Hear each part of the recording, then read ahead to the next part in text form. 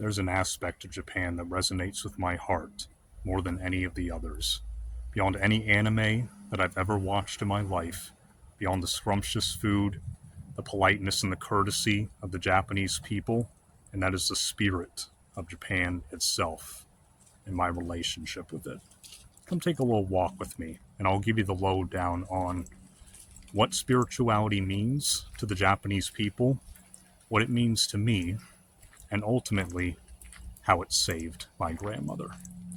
Now, my first introduction to Japanese spirituality was through just images and symbolism. I went to this teppanyaki restaurant when I was very young. It was called Arigato. Now, I made a video about this a little bit back, so I'll put a link to it somewhere. After this video, you can go back and watch that if you would like. I'd greatly appreciate that. And just to give you a brief history, this place had a torii gate entrance. It had Buddha statues, traditional wood block prints, and just anything that you can think of that is traditional Japan and Japan spirituality. And at the time, I didn't know what any of this meant. I didn't know the significance of it at all, but in my heart, I knew there was something there. And it was something that I wanted to delve into more. So I did. So sometime later, I delved in and researched Shintoism, which is the indigenous religion of Japan. Now, the Japanese don't really view it as a religion so much as a way of life. And that really resonated with me because I don't label myself as one specific religion. I'm open to many. I take inspiration from many.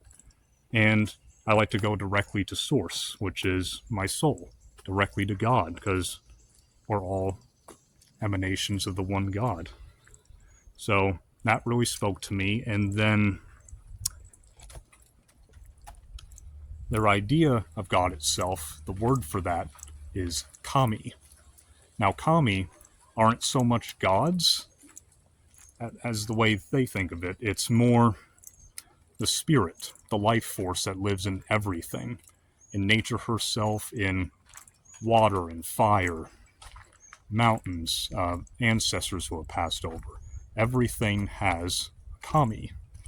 And that's something I really loved because God is omnipresent. God is everywhere. There's nothing outside of God. And that way of thinking just related directly to my soul.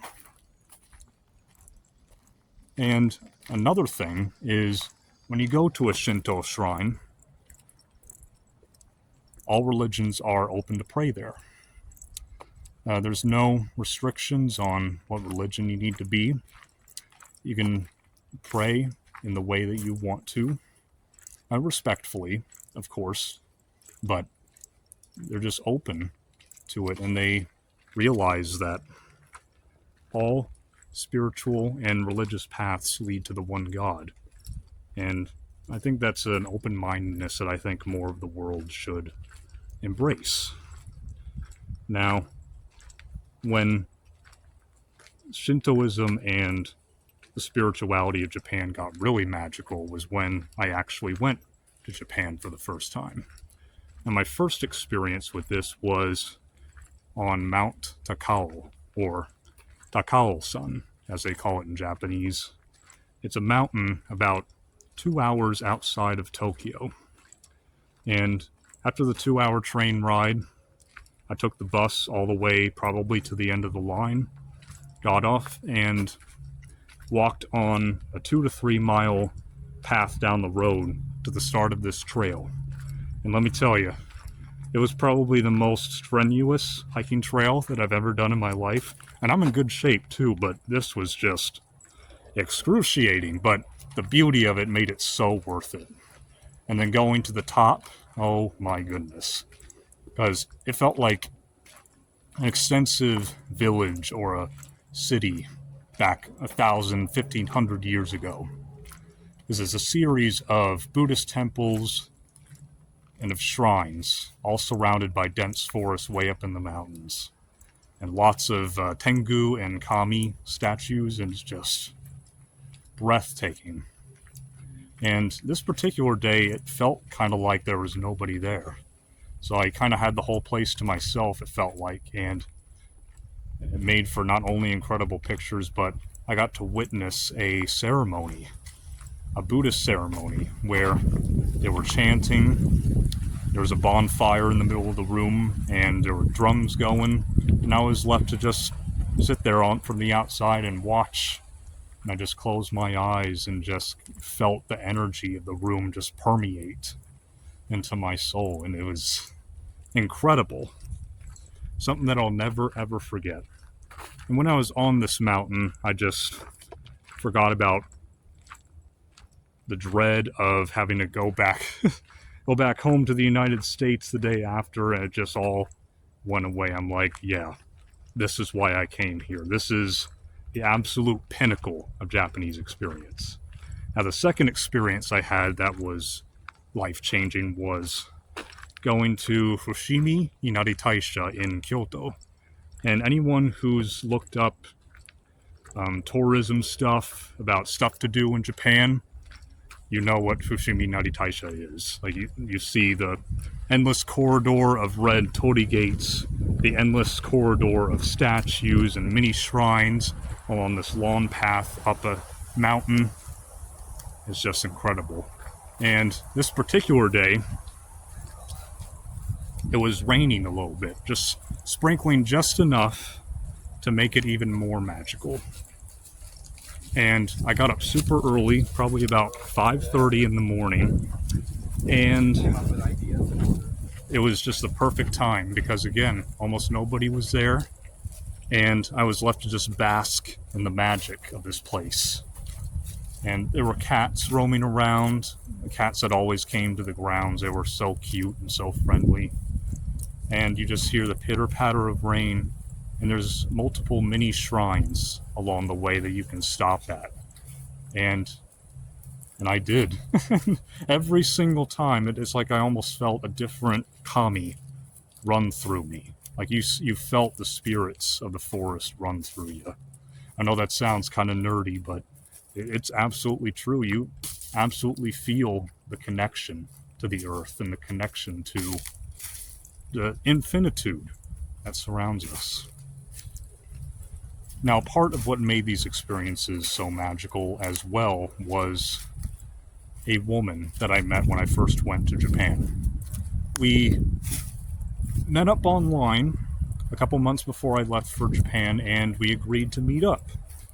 And we had a day out, and she gave me the lowdown on, the area. We went out and did some stuff, and it led to a conversation about Japanese spirituality, because I was just so fascinated with it. And she told me the history of it, the different practices of it, and how to properly pray at a Japanese shrine.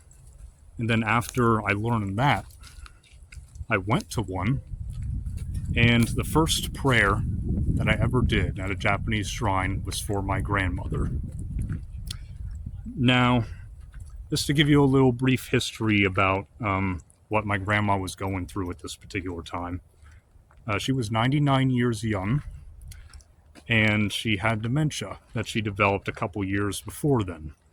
And up until, I'd say, the last 3 years of her life, she had so much energy, always cooking, always doing something, and a very positive, upbeat, very graceful person. And she was always like that. But when the dementia came in, you saw that side of her a little bit more and more, but it never got super, super bad, which I'm so grateful for.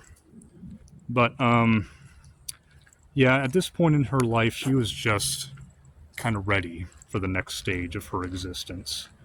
And all of us kind of felt that maybe this was the time that she was going to leave us. So what I did when I prayed for her was, when I pray, I don't ask it in a way to beg or beseech God for anything, to give me something out of a feeling of lack or desperateness or anger or any kind of negative emotion like that, I try my best to do it from a state of affirmativeness, that it's already done, and evoke this feeling tone of happiness and peace that it is already done, and speak that way. So my prayer for her was something like, my grandma is at peace. She is in complete and utter happiness, in her own joy, in complete and unconditional love, and she is absolutely free. And if this is the time for her to make her transition, I want it to be in the way that she wants and in the way that she deserves. And after I did that, I said kind of that same prayer again when I went to Mount Takal. And it was this little roadside shrine. It was on the way to the beginning of the trail. And I just couldn't help but stop at this shrine because it was a humble little thing, but so beautiful. It was behind a stream, and it just called to me. And getting to do that, I kind of felt my grandma's spirit with me, even though she was still alive, almost like she was communicating with me, letting me know that she was going to be all right. And that was just absolutely mind-blowing and so assuring, and especially being surrounded by such beautiful nature. So to make a long story short, she actually did pass away about 5 months after I got back from Japan. So to those of you who are watching, you may be thinking, wait, you said she was saved, but she died. Yes, but in my mind, she absolutely was saved, because she got to leave in the way that she wanted, in the way that she deserved, in total peace and love, and surrounded by loved ones. And what more can you ask for? Because death is inevitable for all of us. And the way I look at death is, it's not an end at all. It's a transition to the next phase of life. It's just like walking through a door to another room. And you can almost look at it as like they're taking a very long vacation. You know you're going to see them again down the road, but you just got to be patient and just know within your heart that they will be there, and they're always there. And their spirit never leaves us, because we are pure spirit and we're all intertwined. So hope you can take rest in knowing that. And to those of you going through grieving a loved one, if you just lost a loved one, I'm very sorry for your loss. My deepest condolences. I pray for the peace and the healing of you and your family to go through this difficult time. And